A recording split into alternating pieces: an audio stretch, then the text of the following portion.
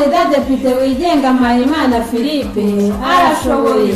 Tora Mpayimana Philippe dutere indi ntambwe muri demokarasi n'iterambere mu Rwanda.